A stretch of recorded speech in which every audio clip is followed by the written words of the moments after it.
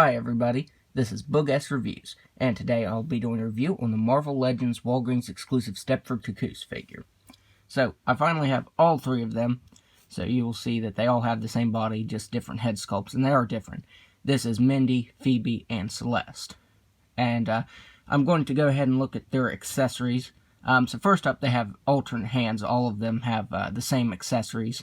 And as you can see, I have Celeste with the open hands, I have Phoebe with an open and a fisted hand, and I have Mindy with two fisted hands on there. So you can see what that looks like. I figured that'd be easier than switching them out in the video since these are the same bodies and the same accessories. They also come with these clear effects here, and we've seen these used many times before. We've seen them most recently with the Super Skrull Wave Human Torch, MCU and Comics Scarlet Witch, Binary, and Magic, I think, were the other figures that use these. So there all of them are, with their effects pieces attached to the forearms there. And they're pretty easy to slide on. And up next, they all come with Cerebro, though the only head that it fits on is Mindy's. As you can see here, let me put this on Celeste. As you can see, she has a huge head, mainly because of the pigtails back there, and it's the same reason for Phoebe. But, yeah, that doesn't fit on there that great at all. So let's go ahead and get her standing, and then try it on her. And it fits a little bit better, but it still sticks up there because of the hair in the back. So it definitely looks kind of funny. And the figure that it fits on the best is Mindy. It's because her hair is straight. So it slides onto her. I still think it looks kind of big on her. I don't know, it might just be me. But it does fit on her. She's the only one, though. But all three of them came with Cerebro. So taking a look at the head sculpt of Celeste, it looks very nice. The eyebrows and the eyes came out really clean. And so did the lips. The hair has some really nice sculpt detail to it, and it has a really dark blonde wash to bring out all of the details. It looks really good. And the suit is pretty plain. On some of the figures, this isn't painted that well. The jacket is just cast in a black collar, and you don't get any sort of details there. The plaid on the skirt is painted pretty nicely. As you can see, this one, the lines run kind of close together. These two have cleaner lines. But that really doesn't bother me. And I'm pretty sure this uses the female teenage body mold. I know the hands are from Spider-Girl from the Ultimate Green Goblin Build-A-Figure. Way back from 2014. And her socks, they are just cast in white. There's no sort of sculpt detail to them. They're just plain pieces. There's no sculpt detail to them at all. That would have been nice to see some sculpt detail. Taking a look at Phoebe's head sculpt, it also looks really nice. I forgot to point out when I was showing Celeste's face off, is that the eyes are done in pink. They're outlined in pink and have some white painted in the middle there. And all of them came out pretty clean. The one that I've had the most issues with is the Celeste head. I've gotten one that has some black smudged on the eye from the eyelash where the paint kind of just ran down there. But all the heads that I have on the figures now look really good. And as I said before, her hair is sculpted really nicely, and it has that wash of really dark red to it to bring out all of the details. But she looks really good. And now, taking a look at Mindy, her head sculpt is also really good, but she has the least paint detail.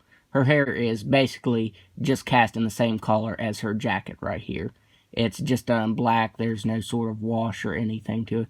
It would have been nice if they did a blue wash to it. That would have looked really nice. But the paint on this face came out really clean as well. All of them have the same face. They just have different hair on each of the heads. Which, you know, makes sense since they're all the same. They just have different haircuts. They're clones, so, you know, it would make sense to have the same head sculpt just with different hair on them. So I will go ahead and go over the articulation with Mindy, because all of them are pretty much the same.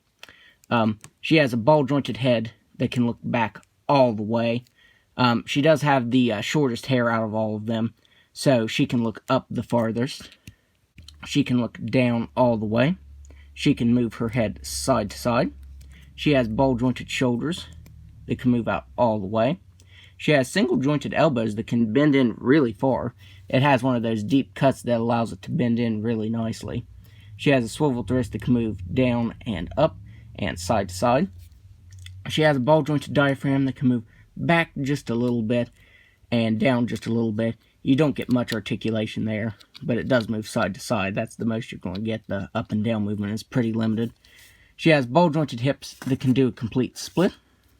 She can kick forward all the way. You really can't tell, but when you move the figure up, the skirt does have a cut right here, so you can get some articulation out of her. I doubt you're going to want to put her in this kind of pose, but if you wanted to, you could because of the slits there on the skirt, so it doesn't hinder her articulation at all. She can move back all the way as well. She has swivel at the thigh, double jointed knee, swivel at the shin, swivel at the ankle that can move down all the way, up all the way, and an ankle rocker.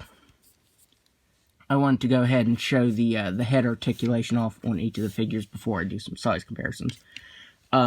For Phoebe, the head sculpt can't really look back at all. The strands of hair here is pretty soft, but it still hinders it.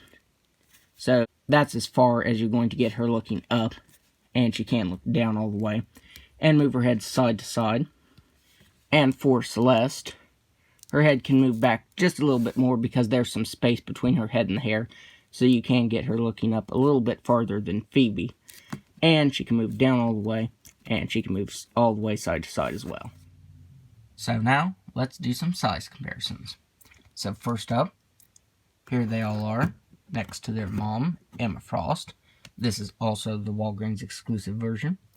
And she is a lot taller than them, but that's mainly because of those heels she has on. That makes her taller than a lot of the figures. But I really like the size difference, how they're shorter than her. I think that's pretty accurate. Here they all are, next to Jean Grey. And she scales a little better with them because she doesn't have heels on. She just has normal feet. She does have heels on, but you know, they're not high heels like Emma Frost. So there they are next to Jean. And finally, here they all are next to Magneto. So overall, I would highly recommend picking these up. It's another one of those figures where you have to buy 3 of them to make all the combos. You could actually buy 5 if you wanted to make the 5-in-1. But yeah, I'd still highly recommend it because it is a really nice figure. Plus, it's been easier to find than Danny Moonstar. She was another one of the figures where you had to buy 3 or more of them to make all of the possible combinations. But she was pretty difficult to find, and I think these are going to be easier for people to find. So if you have patience, you will find all of them, hopefully. So, that's my review.